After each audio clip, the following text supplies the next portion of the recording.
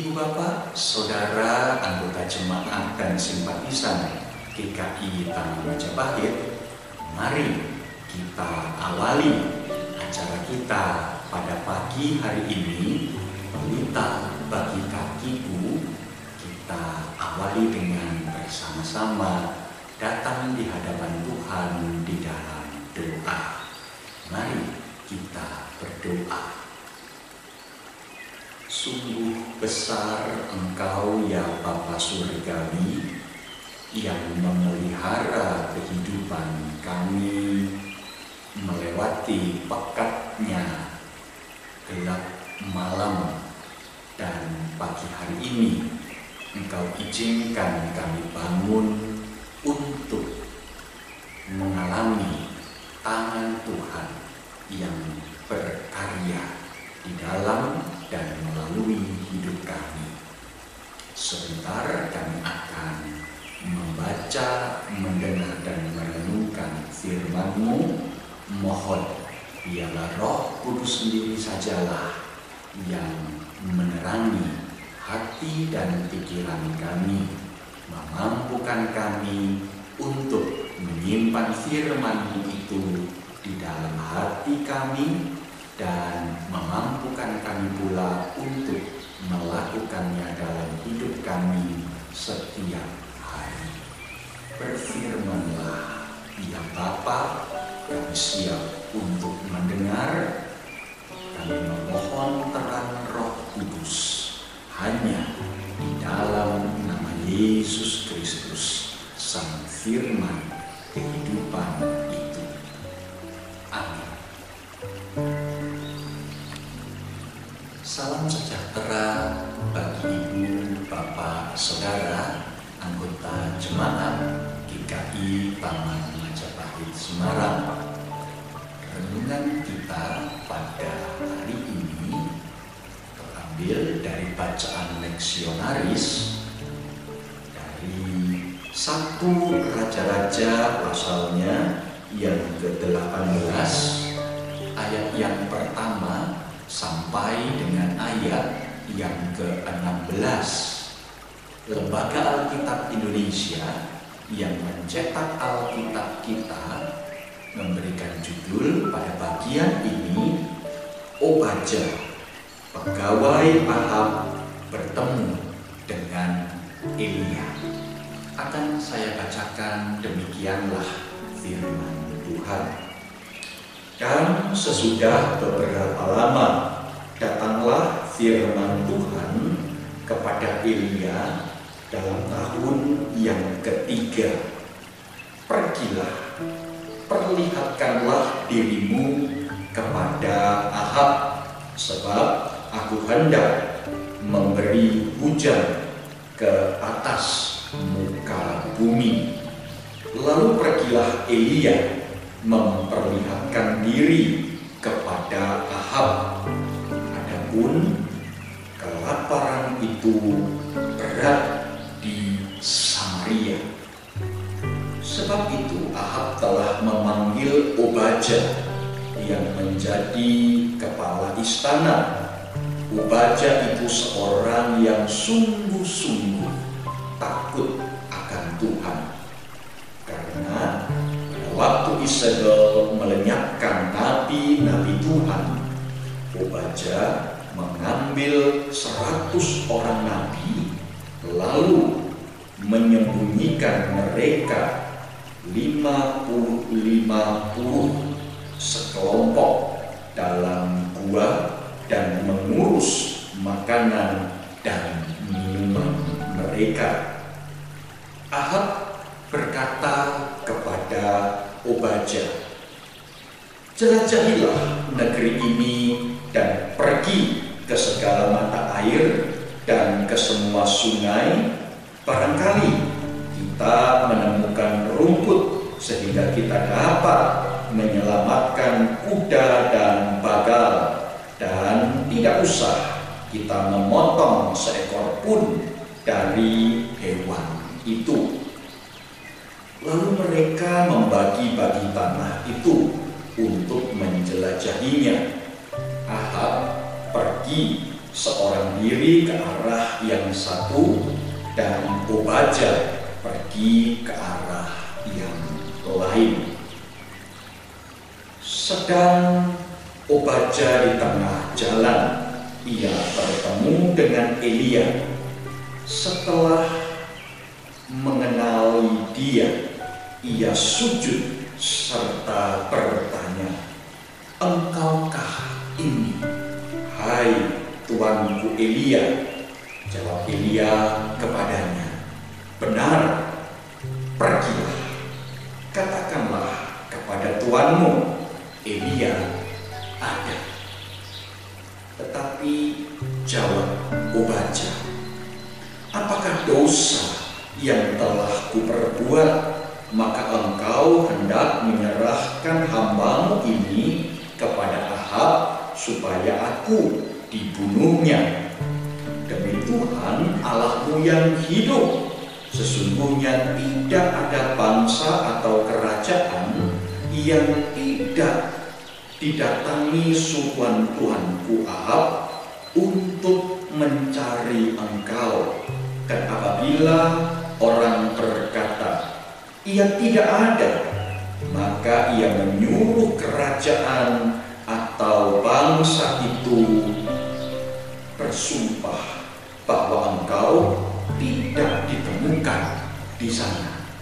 Dan sekarang engkau berkata, pergilah, katakanlah kepada tuanmu, Elia ada."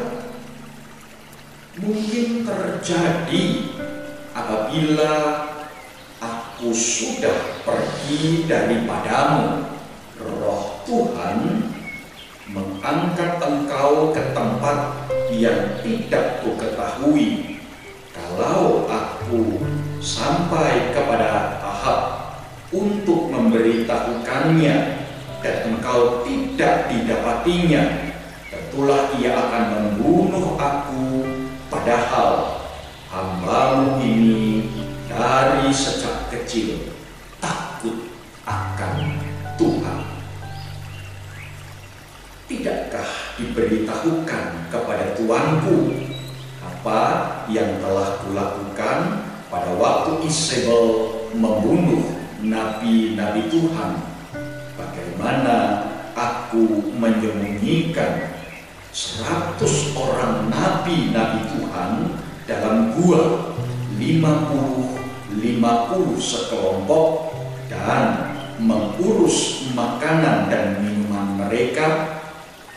Dan sekarang mengapa engkau ini berkata, pergilah, katakanlah kepada tuanmu, Elia ada, ia pasti akan membunuh aku.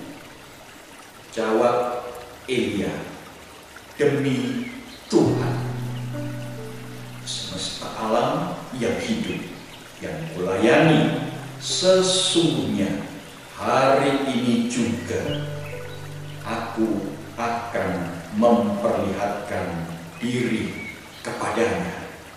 Ayat 16, lalu pergilah Obadja menemui Ahab dan memberitahukan hal itu kepadanya. Kemudian Ahab pergi menemui Elia. Sampai sedemikian jauh pembacaan firman Allah. Yang berbahagia ialah kita yang dengan setia boleh melaksanakan firman Tuhan ini setiap hari. Haleluya. Ibu bapak, saudara yang terkasih di dalam Tuhan Yesus Kristus, ketika saya mempersiapkan dan membaca renungan untuk hari ini, saya teringat sebuah film peraih Oscar yang berjudul The Schindler List. Sebuah film tentang kehidupan seorang Jerman di dalam masa Perang Dunia Kedua yang memiliki hati yang berempati, memiliki hati yang berbela rasa terhadap kehidupan orang-orang Yahudi pada saat itu. Pada zaman Perang Dunia Kedua, Hitler sebagai pemimpin bangsa Jerman mengeluarkan suatu perintah bahwa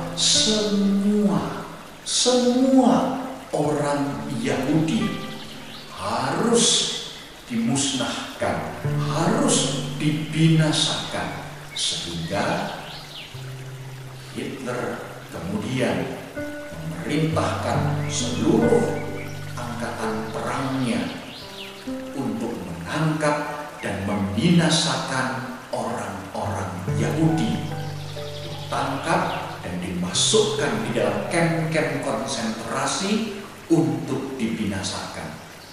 Tetapi di dalam film besutan Steven Spielberg tersebut dikisahkan seorang yang bernama Schindler yang kemudian menyembunyikan orang-orang Yahudi dan memelihara mereka, merawat mereka dari tangkapan, dari penganiayaan, dan dari pembunuhan orang-orang suruhan Hitler pada zaman Nazi tersebut.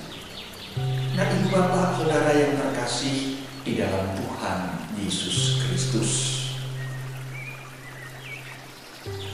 Obadja sebagai seorang pejabat istana di dalam kerajaan yang dipimpin oleh Ahab, rupa-rupanya adalah orang yang setia kepada Tuhan.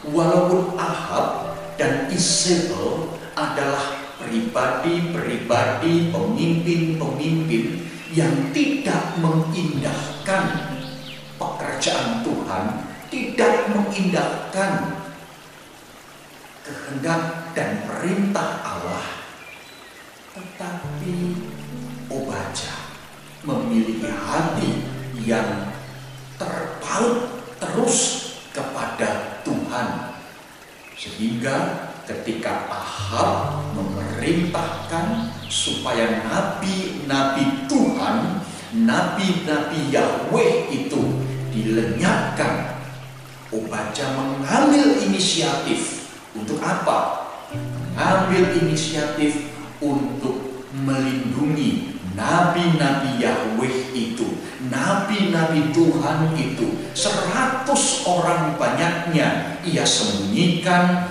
dibagi menjadi 2, 50, 50, dan kemudian dengan dananya sendiri, dengan upayanya sendiri, ia terus memberikan makanan dan minuman kepada nabi-nabi Yahweh tersebut.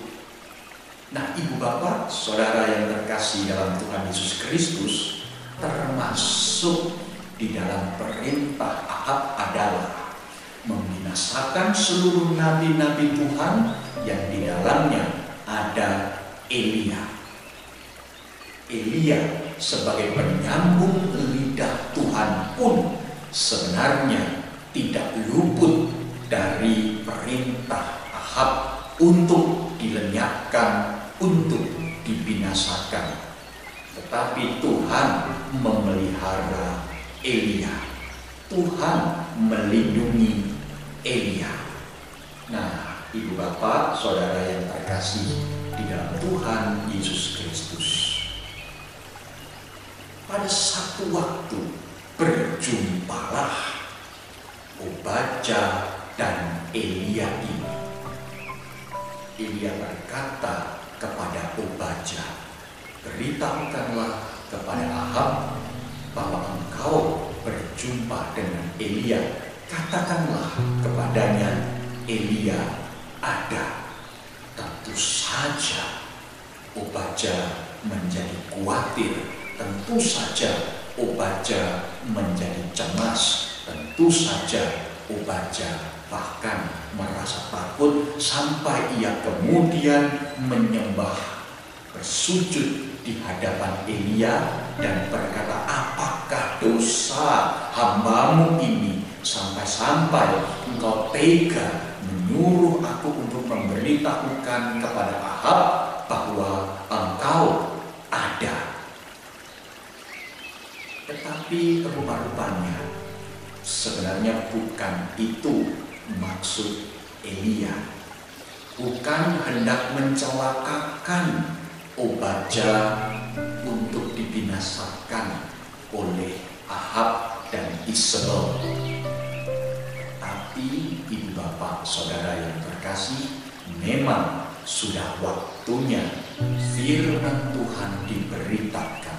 Sudah waktunya kuasa Tuhan dinampakkan di negeri yang sudah begitu lama menderita kekeringan, menderita kelaparan sebab tidak turun hujan di sana selama 3 tahun. Ibu bapak saudara yang terkasih dalam Tuhan Yesus Kristus, Tuhan memakai Elia sebagai penyambung lidahnya untuk memberitakan pertobatan kepada bangsa Israel. Tuhan memakai Elia untuk memberitakan pertobatan kepada Ahab dan Isabel. Dan Elia memakai Obadja untuk mengatakan kepada Ahab dan juga pasti kepada Isabel bahwa Elia sudah ada, Elia sudah datang, dan Elia siap untuk memberitakan perintah Tuhan, kehendak Allah. Nah, ibu bapak saudara yang terkasih dalam Tuhan Yesus Kristus, bukankah kita semua juga adalah penyambung lidah Tuhan? Bukankah kita semua juga alat di tangan Tuhan? Sebuah syair puisi mengatakan, Tuhan pakailah aku untuk menjadi alat membawa perdamaian bagi dunia ini. Make me an instrument, kata syair di dalam puisi tersebut. Tuhan pakailah aku untuk menjadi instrumen pembawa damai di tengah dunia ini. Sama seperti halnya Obadja membuka diri untuk Tuhan pakai menjadi berkat bagi orang-orang yang ada di sekitarnya, yaitu 100 nabi Tuhan. Sama seperti Elia bersedia dipakai oleh Tuhan untuk menjadi penyambung lidah Allah bagi kehidupan bangsa Israel, juga bagi pemerintahan Ahab dan Isabel. Demikian juga seharusnya kita memiliki hidup dan hati yang senantiasa terbuka untuk Tuhan pakai menjadi alat membawa berkat, menjadi berkat bagi orang-orang yang ada di sekitar kita. Ada risikonya, ada konsekuensinya, ada. Mungkin orang yang menerima berkat dengan kehadiran kita tidak merasa suka dengan keberadaan kita. Mungkin karena kita begitu baik, menjadi berkat bagi banyak orang, ada pihak-pihak tertentu yang menyalahgunakan keberadaan kita. Tetapi ibu bapak saudara yang terkasih, tetaplah menjadi orang baik. Tetaplah menjadi pribadi-pribadi yang Tuhan pakai menjadi berkat bagi orang-orang yang ada di sekitar ibu, bapak, dan saudara. Ingatlah, keberadaan ibu, bapak, saudara sebagai orang baik, keberadaan ibu, bapak, saudara sebagai berkat, bukan tergantung dari siapa yang ibu, bapak, saudara hadapi, bukan tergantung dari apakah diterima atau tidaknya kehadiran ibu, bapak, saudara, melainkan bergantung dari Allah. Allah yang memanggil, Allah yang memakai, Allah yang menghadirkan ibu, bapak, saudara di tengah dunia ini untuk menjadi berkat. Selamat hidup menjadi berkat. Kiranya Tuhan yang memberkati ibu, bapak, saudara, Tuhan jugalah yang akan menuntun dan terus memampukan ibu, bapak, saudara hidup di dalam kebaikan, hidup menjadi berkat bagi banyak orang. Tuhan memberkati. Amin. Ibu, bapak, saudara yang terkasih, mari kita akhiri renungan kita pada pagi hari ini dengan bersama-sama berdoa. Mari kita berdoa.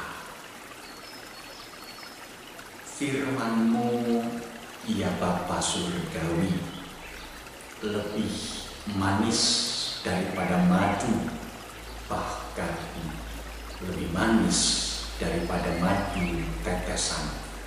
Dan oleh karena itu kami sungguh mengucap syukur untuk firman yang boleh kami terima pada pagi hari ini.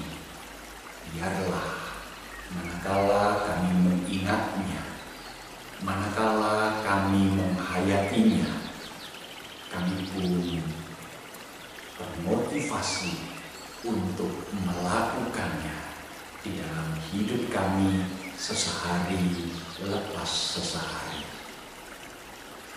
Terima kasih Bapa Surgawi, di dalam nama Yesus Kristus, Sang Firman kehidupan itu, kami